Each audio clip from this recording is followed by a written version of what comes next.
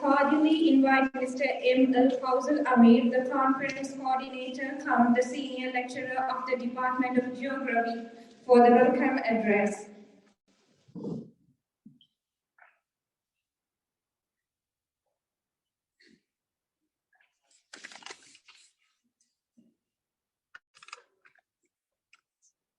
Bismillahirrahmanirrahim. Assalamu alaikum wa rahmatullahi wa barakatuh. Good morning.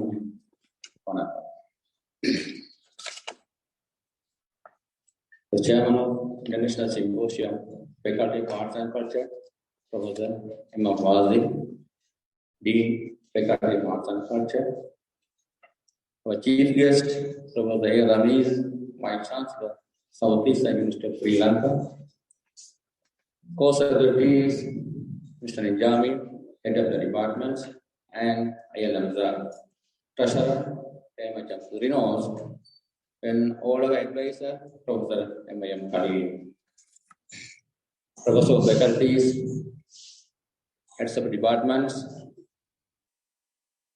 Senior Lecturers, Senior Assistant Registrars,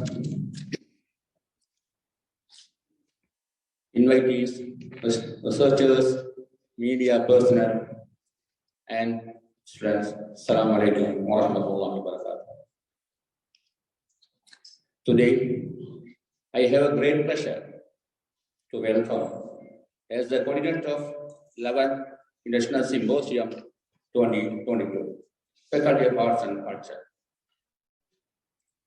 The symposium of this year highly role-played on coping with current crises for the sustainable development with partners in excellence. We have received a number of research papers determining in the field of economics, sociology, philosophy, education, languages, and geography. The symposiums will be exchange the research knowledge, skills, art of research and rhythm, finding new things among the intellectuals, academics, researchers, as well as students. We believe the Symposium SEUARS is very important conference and events because it explores the critical multidisciplinary innovations for sustainability and growth of human societies.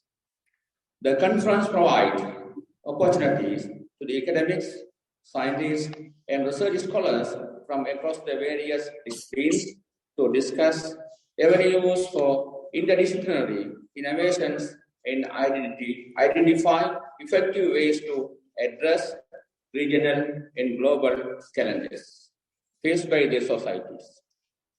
We have received more than 81 research papers. Among them, only 61 papers selected to publish with an abstract books. And editorial board has gone through the plagiarism scanning through abstracts.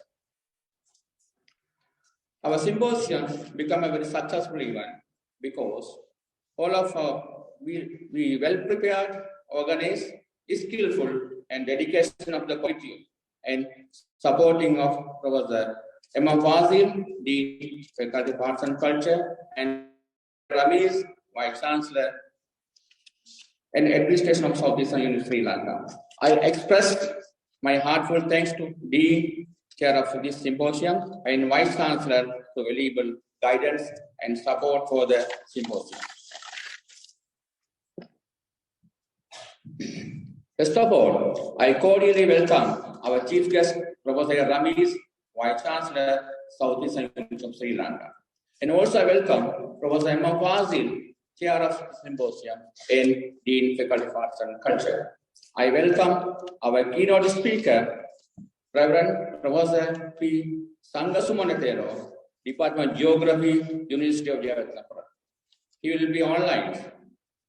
And I welcome all deans of faculties, heads of the departments, and I welcome the provost of faculties, arts and culture, and academic staff, and all faculties, and I welcome our senior assistant registrars. And also I welcome our invitees and researchers, and I welcome students of our faculties and non-academic staff. Finally, I welcome media personnel who bring the symposium through the mass media and globe and newspaper of the countries.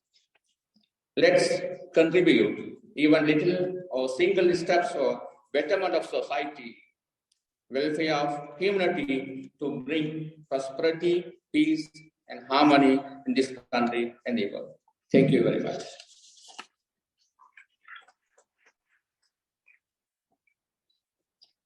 Thank you, sir, for the warm address to welcome all of us. The next distinguished dignitary I would like to invite is the conference chair. It is my privilege to invite Professor M. Fazil, the conference chair and the Dean of the Faculty of Arts and Culture, to address the gathering.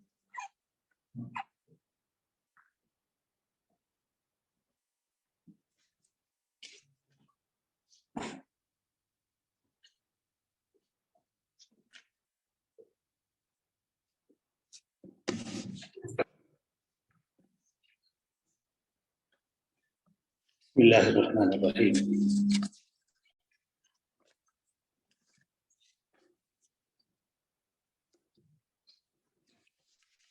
Ladies and gentlemen, friends and colleagues at the symposium in faculty and online, it's a pleasure to welcome you to this year's FAC's annual International Symposium. A lot has changed since our conference last year, both on the global stage and in our country.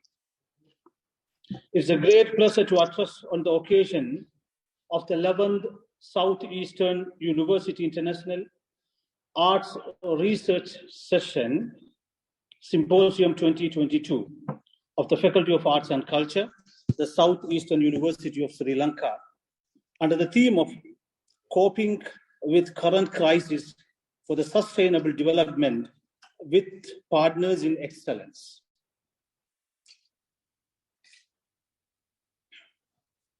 The annual research symposium of the faculty is a yearly event in the academic calendar of the faculty and has been a great success in the last 10 years with high quality presentations and participation of academics, industry personnel, postgraduates, undergraduates, and scientists from different research institutions.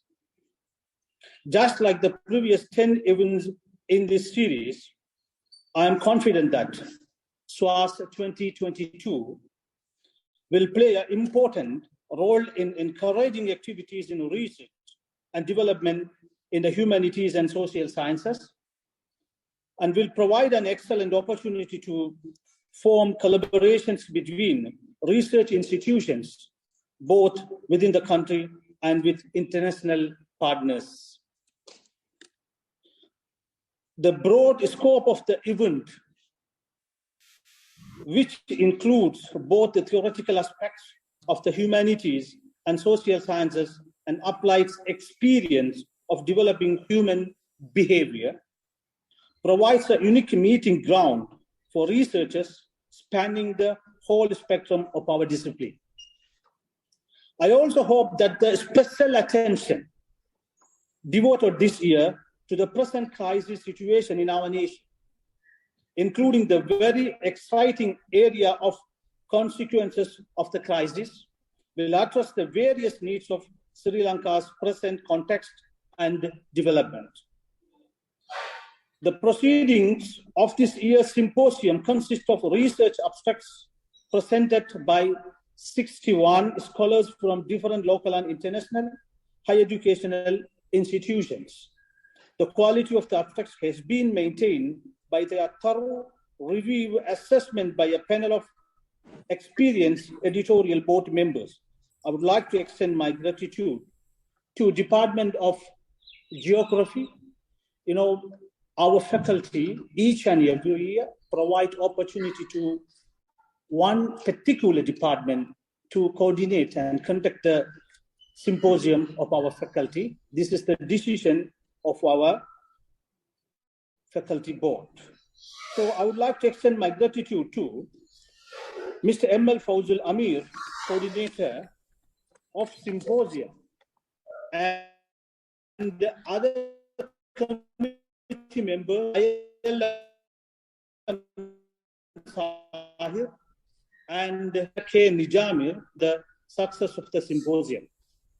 Further, Professor M.I.M. Khalid and his department members and our track coordinators from other departments.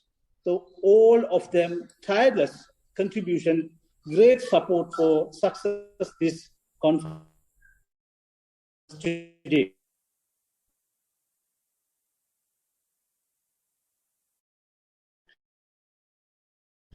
I board of the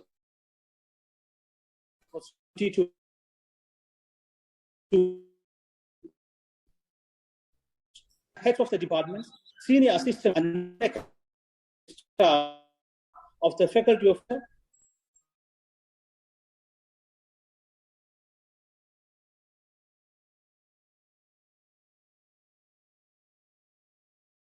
the successful symposium. I would like to express my sincere gratitude to Honorable Professor Pinnavala Sangasumana, Department of Geography, Faculty of Humanities and Social Sciences, University of Sri Jayawardhanapura, the distinguished invited keynote speaker for his participation and contributions to the symposium.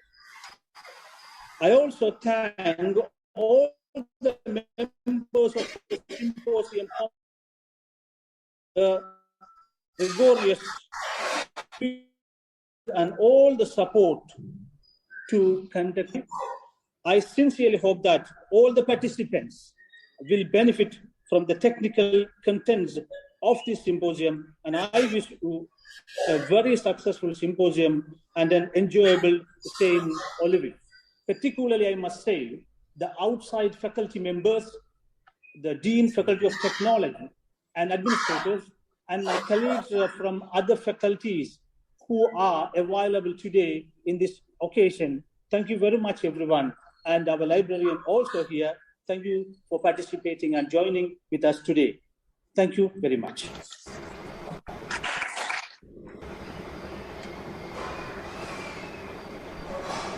Thank you, sir, for such an insightful and elaborated speech on the current event. Next on the agenda is none other than the speech of our esteemed guest. I'm truly honored to welcome our honorable chief guest of the event, Professor A. Ramesh, the Vice Chancellor of Southeastern University of Sri Lanka, to deliver a speech.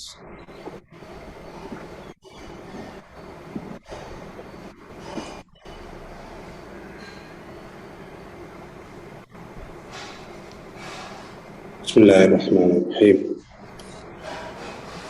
Chair of 11th International Symposium organized by Faculty of Arts and Culture, Mr. M.L. Fawzul Amir, Professor M.L. Fawzi, the Dean of Faculty, the coordinator of 11th International Symposium, Mr. M.L. Fawzul Amir, Joint Secretaries, Mr. Zahir and K. Nijamir from the Department of Geography, and the Treasurer of 11th International Symposium, Mr. Vinos, Professor, Chair Professor, the Advisor of 11th International Symposium,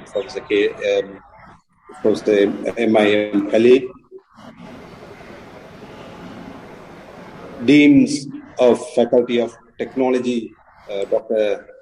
Majid, Librarian, Mr. Rifaudin, Senior Professors, Heads of the Department, Lecturers, Assistant Lecturers, Administrative Officials, my dear students, and other distinguished guests, even journalists. Assalamu alaikum wa rahmatullahi wa barakatuh. Good morning. Kale vanakkam. I'm very glad that the Faculty of Arts and Culture has been able to successfully organize the 11th International Symposium at Southeastern University. And this shows that they have been successful in conducting a research symposium, international research symposium of this nature magnificently. As we are aware, research symposiums are a platform that brings all the researchers across discipline, not only from Sri Lanka, but also across the world. And the conference generates or stimulates research fields. And of course, the International Symposium generates vibrant and robust discussions on a particular research that the researchers are very much interested in. And of course, as a country that is economically suffering at current stage, there is an enormous responsibility upon our soldiers to discuss and to deliberate on most pressing issues, particularly in the economic fronts, so that our country can get out of this morass that we are in terms of economic Armageddon. And the research conferences provides an opportunity for researchers to share their research findings and discussions among the audience, so that they may be able to get feedback, either positive or negative, and they may be able to, based on those feedbacks, they may be able to shape their researches. At the end of the day, that researches will definitely result in publications, either in the journals or conference proceedings. So therefore, these sort of international symposium, research symposiums are absolutely important for a faculty, for the university to succeed in the path of research and disseminations. And this year topics of 11th International Symposium organized by Faculty of Arts and Culture is very much apt, very much suited to the current context. It says that the coping with current crises for the sustainable development. As we all know, as we are aware, that we are in the midst of crisis. We are in turbulent times economically. Particularly, we are in debt of $8 billion to international creditors in this year, actually. IMF, International Monetary Fund, has laid a conditions that we have to restructure our debt in order to access their bailout package of $2.9 billion.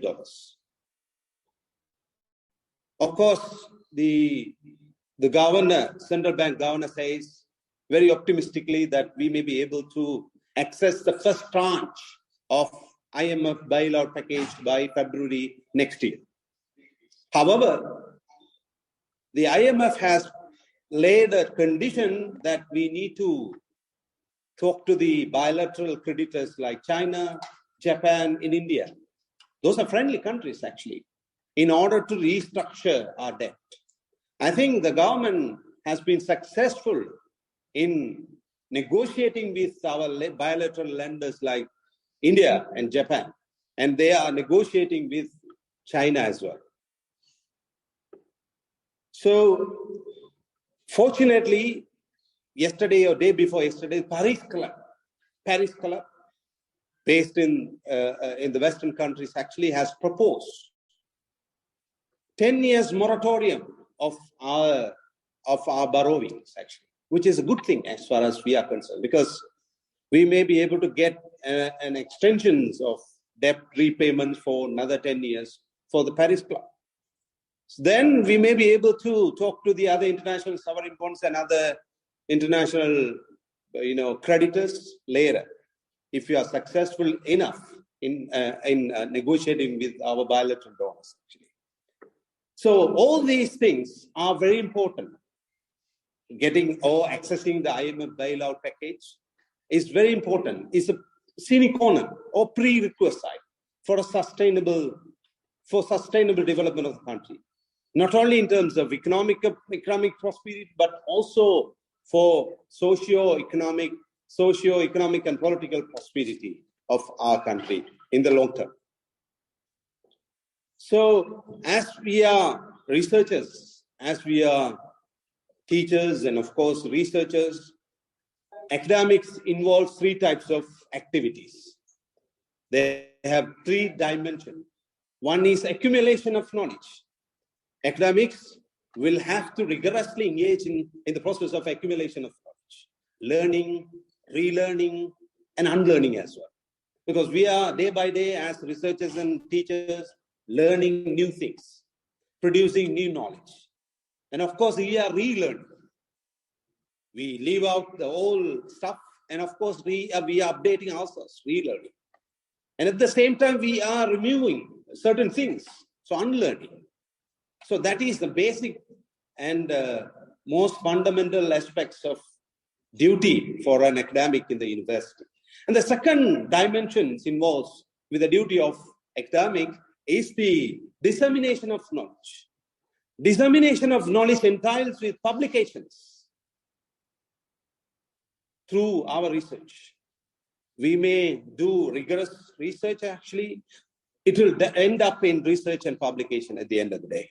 So this is the second dimension of academic roles of academics, dissemination of knowledge, which is also fundamental aspects of academics, the roles of academics. And the third aspect is the application of knowledge. Application of knowledge.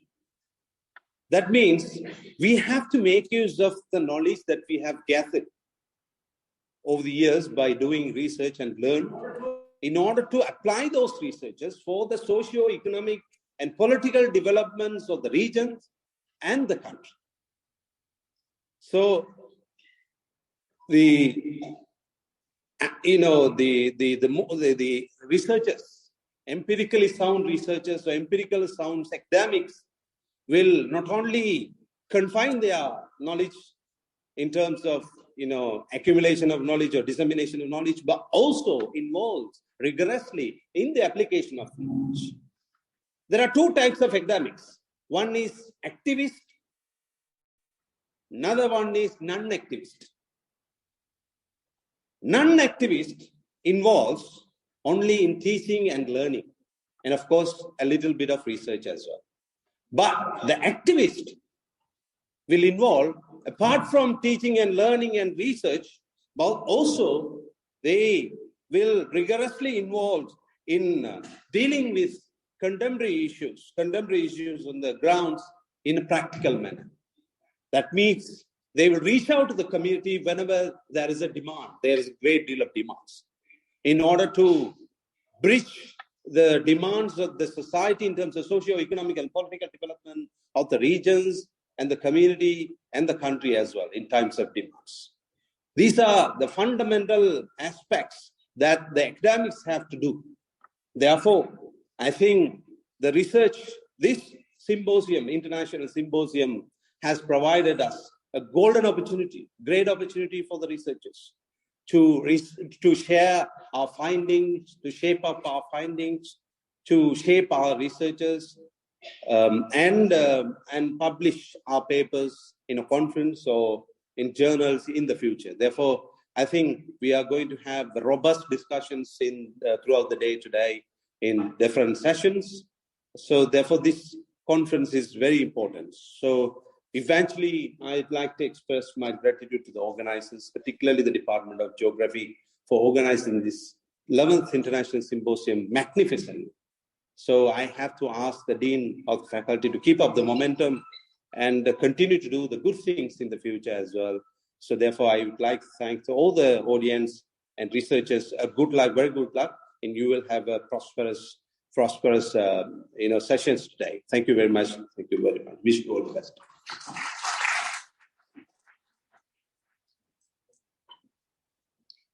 As usual, it was indeed a compelling and highly commentable speech by our very own Chief Guest and the Vice Chancellor, Professor A. Ramesh. Thank you so much, sir, for adding your expertise and eloquence here. Now, it is the time to hand over the book of abstracts of the 11th Southeastern University International Arts Research Symposium 2022. So I kindly invite the conference coordinator, Mr. M.L. Fauzul Amir, along with the editorial board to hand over the book of abstracts. Also, I humbly invite the chief guest of the conference, Professor A. Ramesh, the Vice Chancellor of the Southeastern University of Sri Lanka, to receive the book of abstracts.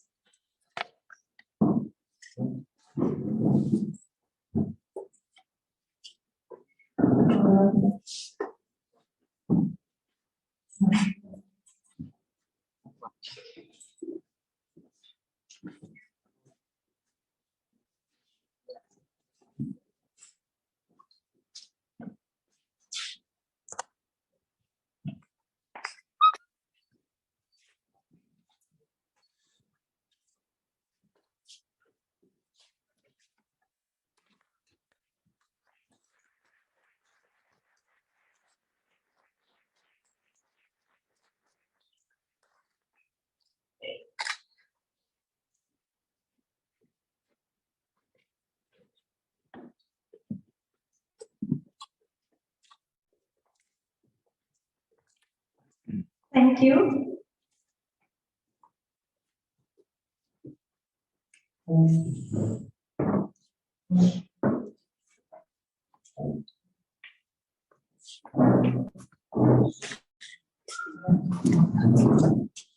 Next on the agenda is the highlight of this event.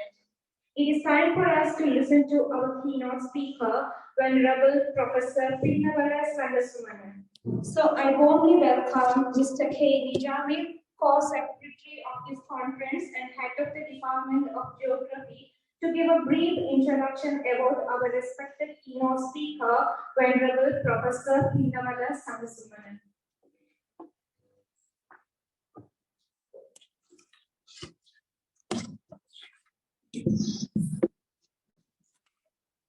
Good morning, ladies and gentlemen.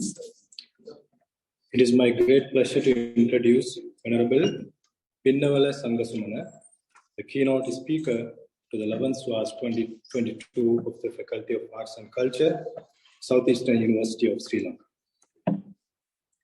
Venerable Dr.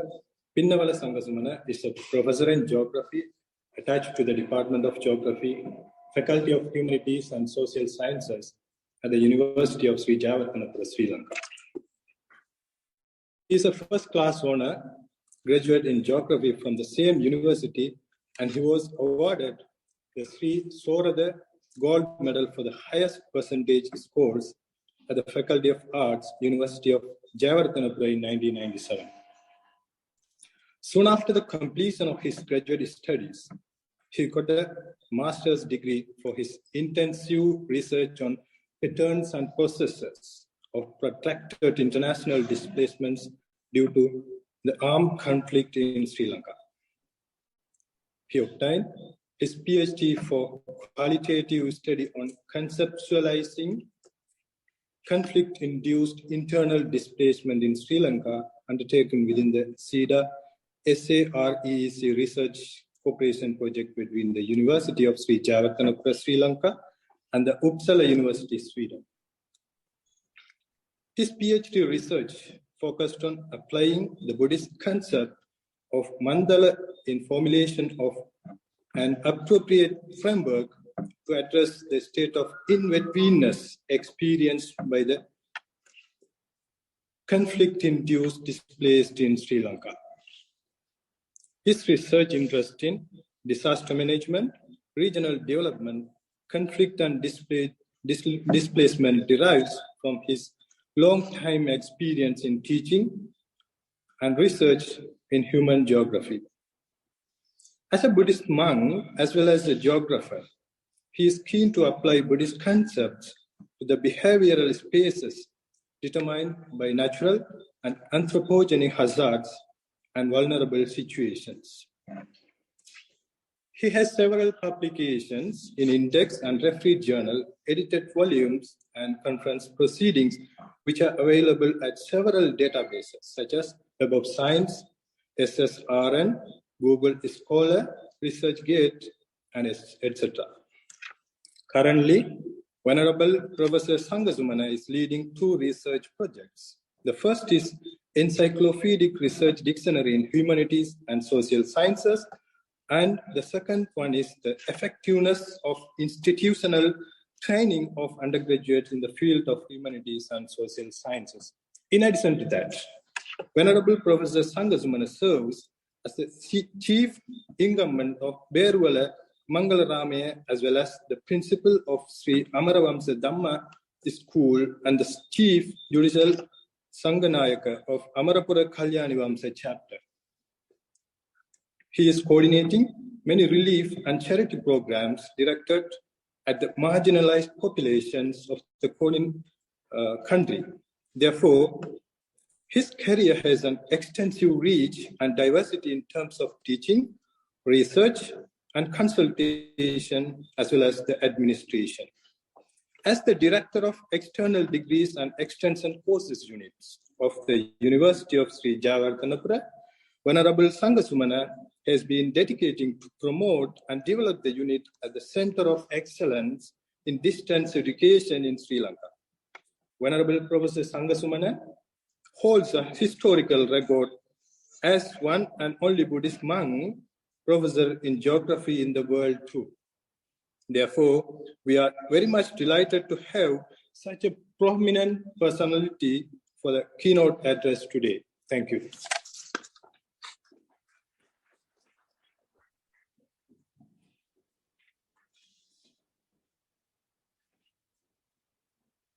Thank you very much. Can you hear me?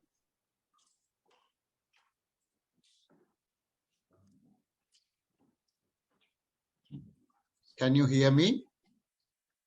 Yes, we can hear you. Okay, thank you very much. Good morning, all of you.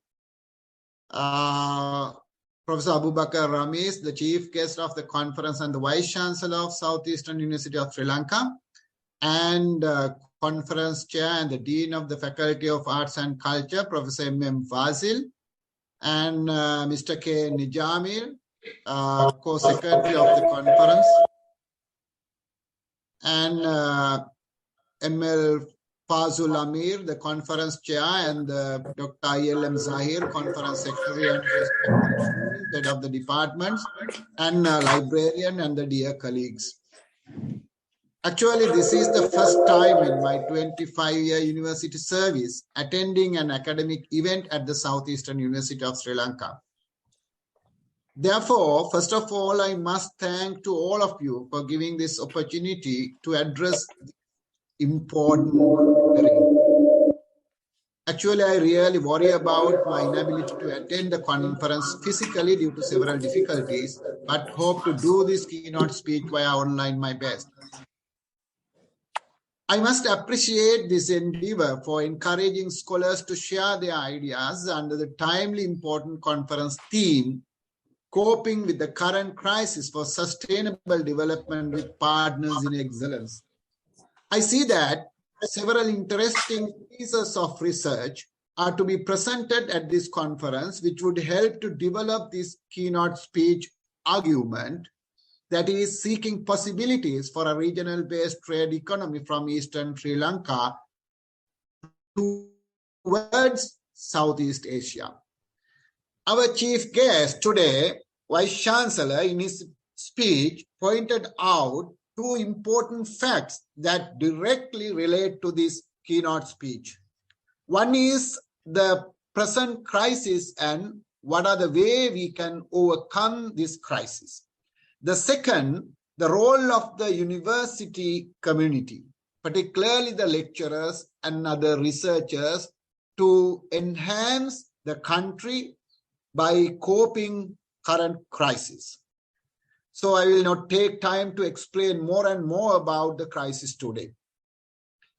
I must actually, the keynote speech proposes one aspect of sustainable regional development based on a strategic geography for coping with the current crisis in Sri Lanka with relevant partners in excellence. The overarching aim is to revisit the economic capabilities of Eastern Province and to open the region up to Southeast Asia through the development of a trade-oriented economy. Development of the Eastern region may create potential benefits in terms of greater connectivity with the Southeast Asian region by re-establishing new interregional trade partnerships. That is the main argument of this keynote address. To begin with, let me brief the roots of current crisis, what Sri Lanka faces and how it can be characterized. Today, Sri Lanka is facing as a cascade effect of severe economic hardships, going through a socio-economic crisis unlike any other in history. The country faces an unsustainable debt and a severe balance of payment crisis, which negatively impact on national development. When come to the roots of the present crisis, it is evident that the mismanagement of the national economy in the past few decades has become the key, and it was fueled by taking out massive foreign loans for war expenses, infrastructure projects, increasing government jobs, etc. In the recent past, several tax cuts were implemented rather than focusing on economic reforms that might increase foreign reserves. During the past 3 years, the main foreign source, tourism, withered due to the 2019 Easter attack and the COVID-19 pandemic. This situation had become more worsened due to the chemical fertilizer ban implemented by the government. As a result, the government had to turn to foreign lenders to help service already, as our chief guest, the Vice Chancellor, said. And now the crisis has become untenable depths. The foreign reserves had dropped from $7.6 billion in 2019 to less than 400 million in June 2022. Net foreign assets in the banking system also fell to 5.9 billion in June 2022. The remaining foreign exchange reserves of the country have not been sufficient for the payment of foreign debt obligations. According to the Bloomberg, Sri Lanka has nearly $9 billion in repayment due in 2022. Therefore, Sri Lanka has become the first state in the Asia-Pacific region to enter sovereign default in the 21st century. Not only that, the first sovereign default in history since its independence. Due to the declining remittances and limited tourism receipts, Sri Lanka experiences unprecedented level of inflation, depletion of foreign exchange reserves, shortage of electricity, fuel, cooking gas, medical supplies, and an increase in prices, basic commodities. To know about the real picture of the current crisis in Sri Lanka, it should be clarified that actually what does need the country in order to overcome this worsened situation, what we should do, what we need. Very simply, you would say we need money or US dollars. The answer is not wrong, but actually not completely true.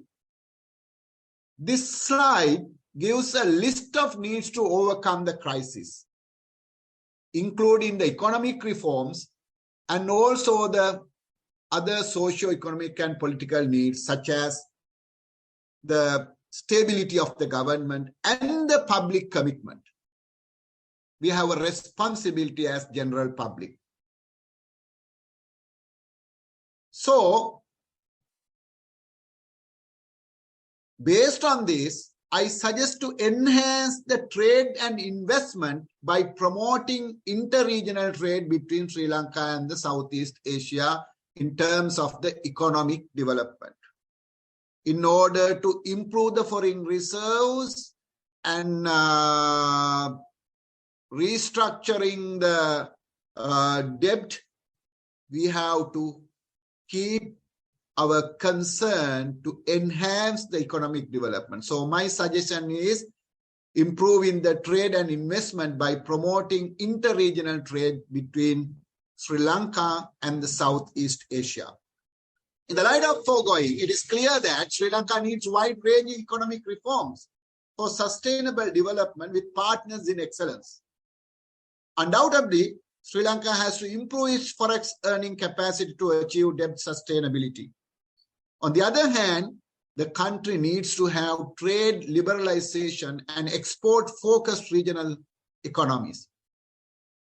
Whoever rules the country will have to negotiate to restructure loans held by China, India, Japan, and other commercial lenders on the one hand, and will have to seek new possible economic avenues to improve the foreign reserves.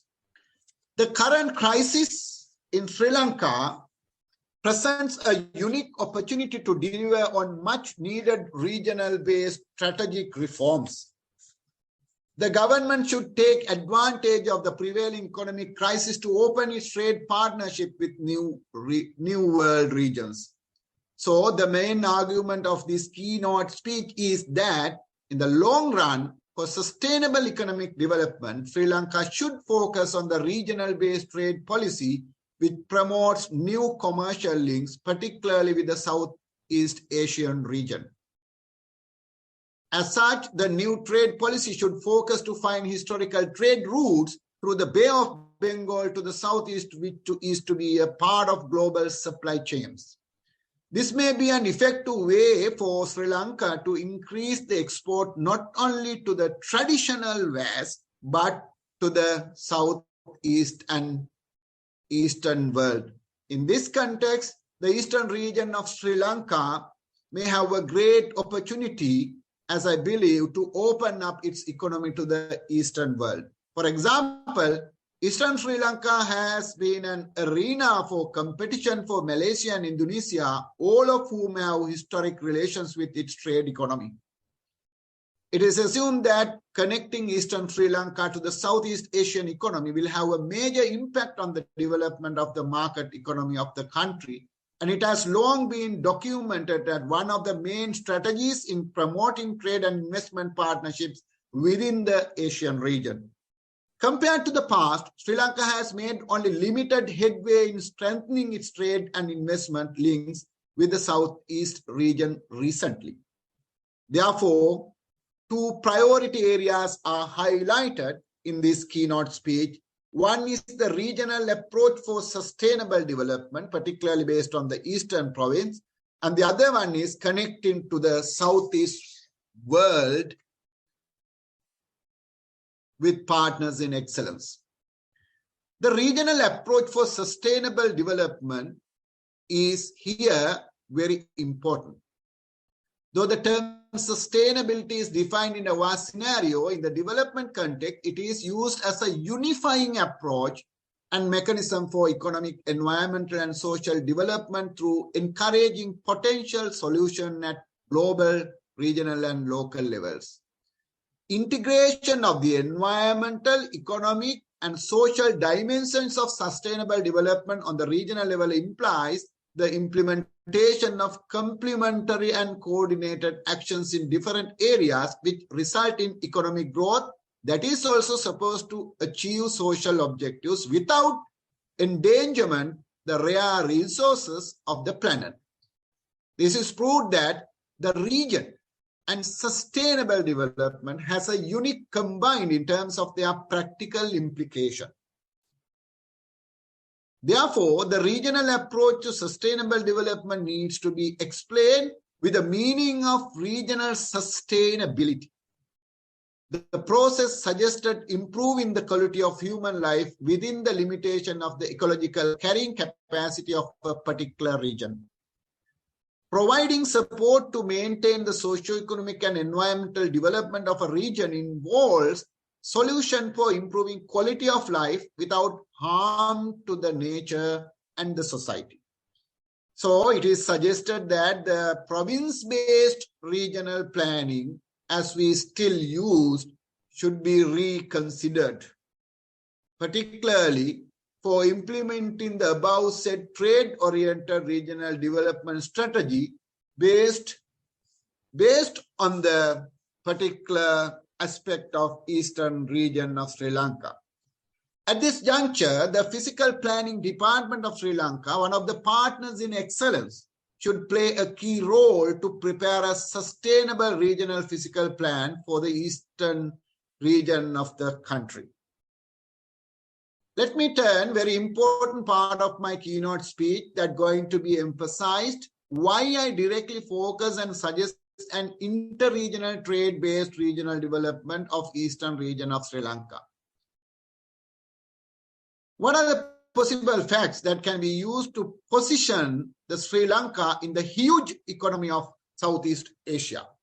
In the absence of time, actually, I will not take time to explain the significance of strategic geography of the region, but understanding the geographical, historical, and political positioning of Southeast Asia in the contemporary global context is very important, particularly in seeking opportunities for the enhancement of the market economy of Eastern Sri Lanka, particularly through trade linkages. The term Southeast world is used to characterize a geographical realm between China, India, Australia, and the Pacific Ocean called as Southeast Asia. Actually, it is a very new one. I have lengthily discussed in my keynote speech, if you can available, about this matter.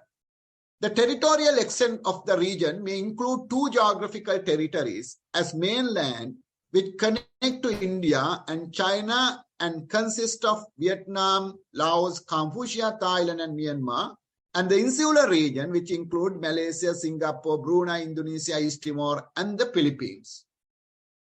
So, based on this, we should not completely address only the economic aspect of the region. The history is not just about the past as some people think. The history sometimes can be understood as untapped wealth. Hence, in my keynote speech, I have presented some interesting facts about the historical relations between South Asia and Southeast Asia through Bay of Bengal. Within the context of the strategic geography of South and Southeast Asia, the Bay of Bengal is recognized as a connecting region and maritime highway between South Asia and Southeast Asia. In the region of 28 million people crossed the Bay of Bengal in both directions between 1840 to 1940 century, according to some sources. Today, the countries bordering the Bay of Bengal are home to 1 in 4 people living in the world. Here, I proposed 3 interesting books. One is Crossing the Bay of Bengal. And the second, Between the Bay of Bengal and the Java Sea. And third one, Crucible of Conflict, Tamil and Muslim Society on the East Coast of Sri Lanka. There are so many books what we can refer to identify the historical importance of cultural and economic ties between Eastern Province and the Southeast Asia, but these are very important. These 3 books provide interesting legends of the historical trade routes used by cultural communities in Asia and the rise and decline of significant ports in Southeast Asia. I have quoted first book. You can see in the Indian Ocean port cities, encounters between Asian and Europeans, Muslims and missionaries, Buddhist and rationalists gave rise a historically deep archive of competing universalisms, unquote. In seeking possible way to open the eastern Sri Lanka to the southeast region for strengthening its market economy, lessons should be learned from the historical relations, particularly the trade and consequent cultural contacts between Sri Lanka and the Asian world, both mainland and the archipelago. Contact between Sri Lanka and Southeast Asia dates back to as early as the 5th century due to extensive maritime trade between the East and the West, forming a network of trade routes and ports that connected Sri Lanka to Indonesia, Thailand, and Vietnam. Sri Lanka's first diplomatic ties, according to the Mahavamsa, with the region were established with Myanmar, initiated by Sri Lankan King Vijayabha won with the Burmese King Anavaratha through the exchange of invoices. King Vijayabha I also received economic aid during the war against the Cholas and assistance in re-establishing the Sangha in Sri Lanka following the expulsion of the Cholas from King Anavaratha. The shared commitment towards Theravada Buddhism continued to serve as a link between Sri Lanka and Myanmar, Cambodia, Laos, and Thailand. Indonesian political exiles were sent to Sri Lanka during the 17th century as both Sri Lanka and Indonesia fell under the colonial rule of the Dutch. The Sri Lankan Malays, descended from ancestors who arrived in Sri Lanka from the Malayan Peninsula and the Indonesian archipelago during the Dutch rule, have contributed to local culture through their vibrant cuisine, pastimes, and clothing. Not only that, Islam started its expansion towards eastern regions through trade encouraged by the development of the maritime Silk Roads. Muslims were known to have a commercial talent notably encouraged by Islam, as well as excellent sailing skills. Thus, they could monopolize the east-west trade of the maritime Silk Roads, connecting various major ports of Eastern Asian regions together. Based on such historical ties, we should look forward to the economic, social, and cultural ties between Sri Lanka and the Southeast Asia. Here I again show you an important policy brief published by Lakshman Kadiragama Institute of International Relations and Strategic Studies, which can be referred for understanding the possibilities to open Sri Lanka to the Southeast Asian region. Economic ties between Sri Lanka and the Asian organization have strengthened over the last 2 decades, and yet there remains great potential for deeper engagement through trade, investment, and tourism. Sri Lanka has successfully deepened its economic ties with Asian nations over time, with bilateral trade growing from $2,155 million in 2009 to $4,487 million in 2019, 108% increasing. Sri Lanka's major export to the region comprise of apparel, electrical machinery, natural pearls, and tea, and also while mineral fuels and oils, rubber, and machinery are Sri Lanka's main imports from the region. However, despite a growing influx of investment and tourism from Asian countries, Southeast Asian countries, flows from the region only account for a small proportion of investment and tourism, highlighting significant potential for a strong relationship between Sri Lanka and the Asian countries. So, actually, this is taken from that document, as I mentioned, And it has given a brief summary of the potential behind a deeper relationship between Sri Lanka and Asian nations and shows why we should encourage to strengthen the economic integration. By looking at this, we can understand there are so many possibilities to open the eastern province up to the southeast region. Trade linkages between South Asia and the Southeast Asia have grown ninefold over the past 2 decades. In recent years, 6 trade agreements have come into effect between South Asian and Southeast Asian economies. Together, India and Southeast Asia are home to 1.8 billion people and have an economic size of $3.8 trillion, sharing substantial world resources, economic and otherwise. South Asia and Southeast Asia cross-regional trade has increased 23 times from $4 billion to $90 billion from 1990 to 2013. But Southeast Asia's share of South Asian trade rose from 6% to only 10%, whereas South Asia's share of Southeast Asian trade doubled from about 2% to 4%. Vietnam, Philippines, Myanmar, Laos, and Cambodia are expected to grow by almost 7% per year until 2023, while Indonesia and Malaysia will see annual growth rate 5 to 6%. The geographic proximity of the countries in Southeast Asia is also a plus point for considering as a strategic region for promoting new economic cooperation, as I suggested.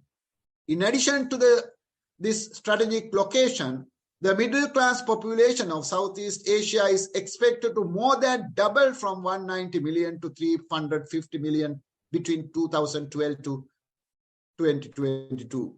As one of the Southeast Asia's largest economic and population hubs, Indonesia is growing fast with the icon of G20. It is the only one member of G20 in Southeast Asia. Malaysia and Singapore were the top 2 investors in Sri Lanka in 2005. You know, 2 Malaysian companies have been more successful in Sri Lanka even today. So, Sri Lanka has experienced a steady growth in trade with India over the years, with bilateral trade in goods amounting to $4,487 million, accounting for 13.4% of Sri Lanka's total goods traded in 2019. Sri Lanka posed a significant trade deficit with the Asian region. Exports compared to imports were $4,091 million from Asian, which accounted for 17.4% of Sri Lanka's total imports in 2019. As Sri Lanka's largest export market in the region, Singapore received $143 million worth of goods, roughly 36% of the Sri Lankan export to Asian, followed by the Vietnam, it's 22%.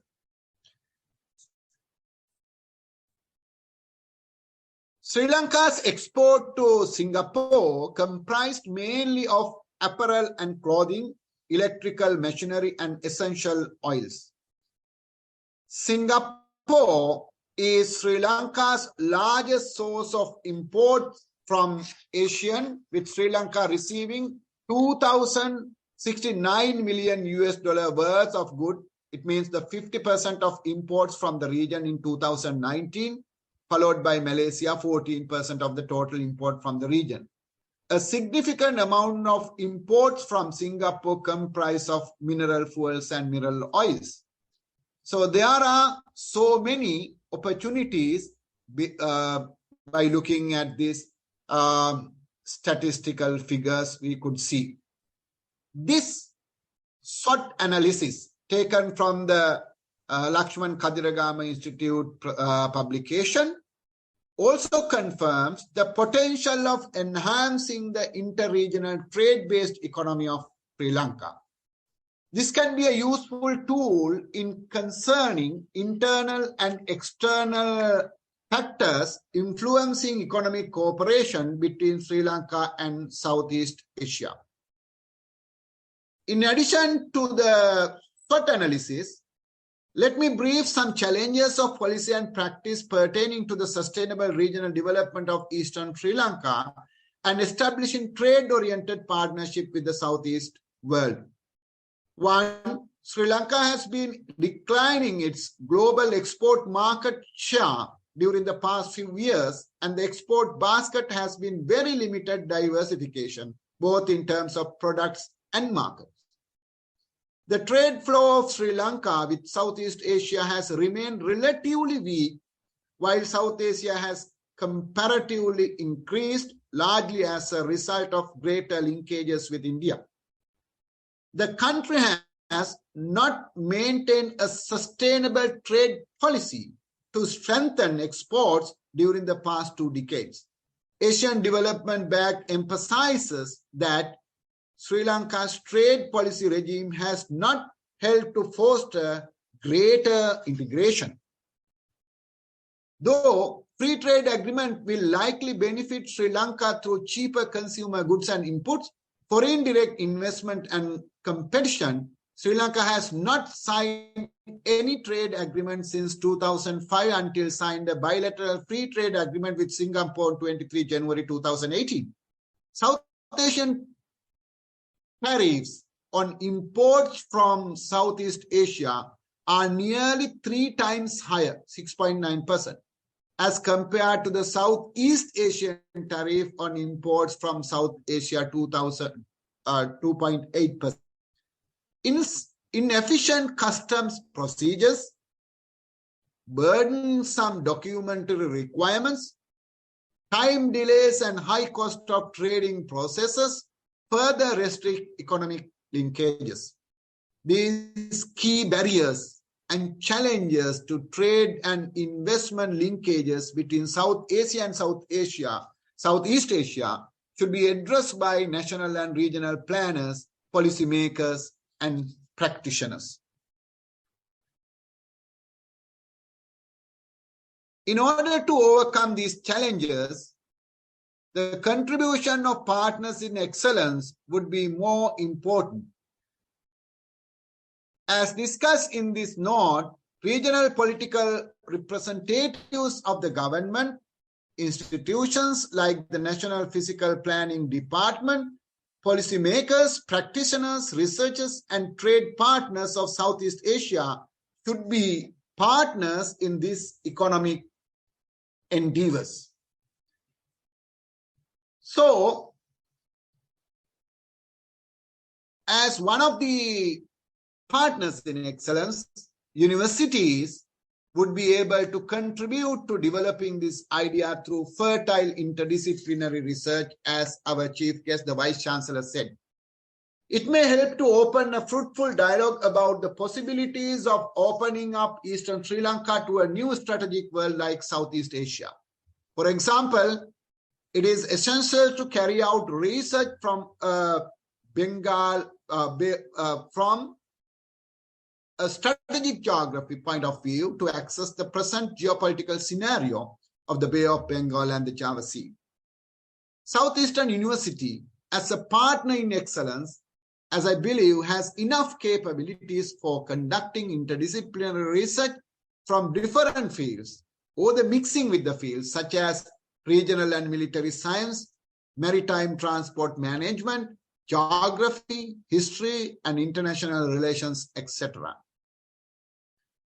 So now I would like to conclude my keynote speech by pointing this argument. In the absence of time, let me conclude the keynote speech by thanking you once again for inviting me to this remarkable event. I believe that the conference will provide a forum for national and international academics, researchers, and practitioners to interact and involved in research and innovation align with the conference theme, coping with current crisis for the sustainable development with partners in excellence. In order to build socio-economic and political stability in the country, this type of research conference may benefit the students, researchers, and immensely, and may help to widen the horizons of their knowledge and work experience in the field of sustainable development. I hope that this conference will allow the participants a productive discourse, not only in aspiring for excellence in research, but also in coping with the current crisis of the country. I cordially invite you to rethink what I supposed in my keynote speech, doing research, seeking the possibilities to open the Eastern province, particularly to the Southeastern world. I take this opportunity to express my sincere appreciation to the Vice Chancellor, Dean of the Faculty of Arts and Culture, Head of the Department of Geography, and members of the Conference Committee, including Conference Chair, Conference Secretary and the Co-Secretaries, and the Treasurer, for their excellent work and keen interest in organizing a successful conference. Last but not least, I thank actually Mr. Najmir, Head of the Department and Co-Secretary of the conference, for giving an impressive introduction about me. Once again, I beg my pardon for the absence of physical participation to this conference due to different difficulties. I wish you for your endeavors to spread knowledge. Thank you very much. Theruvan Saranai.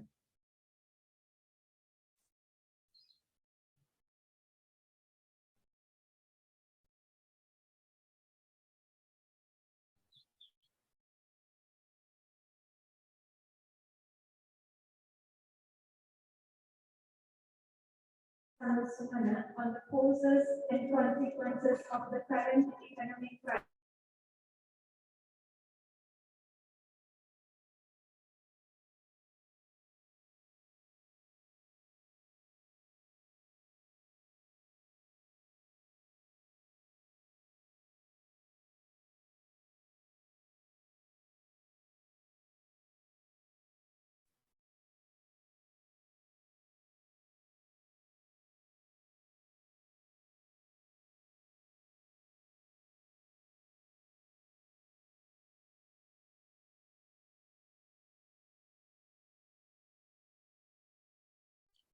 Can't hear. Open the mic.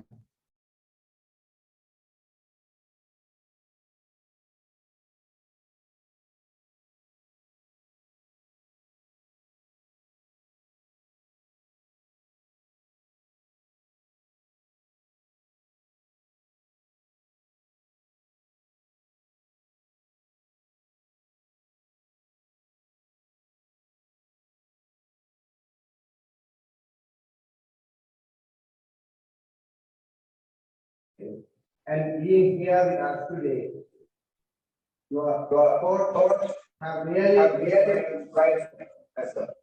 I must mention our deep sense of appreciation of our keynote speaker, Reverend Professor Pinnavala Sankasamanapero, Director, External Education Center and Department of Geography, University of Kerala, for sharing with some of the best in pricing good. Thanks to Professor Fazil, the Dean Faculty of Arts and Culture and Chair of SEUARS 2022, for always supporting and guiding us. And next, I would like to thank Mr. K. Nijami, the Head of the Department of Geography and Co-Secretary SEUARS 2022, for our advanced support to make the people successful. And I also thank Mr. ML Fauzulan, coordinator SEUARS 2022, we fortunate enough to back and term of the very motivation and serious point. Since I thank you, part of our department, head of the Department of Arts and Culture, and who handled their supported even throughout.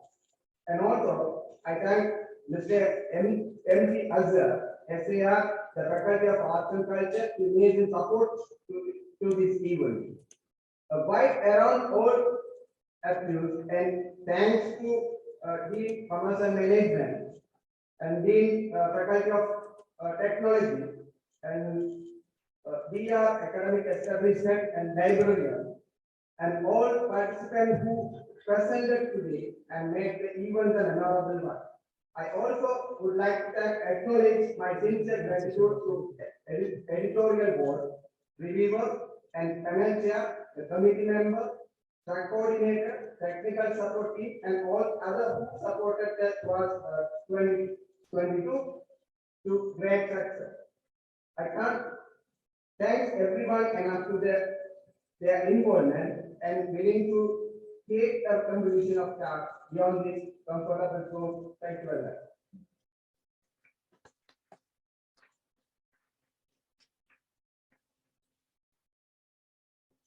With that note, we have reached the end of this event.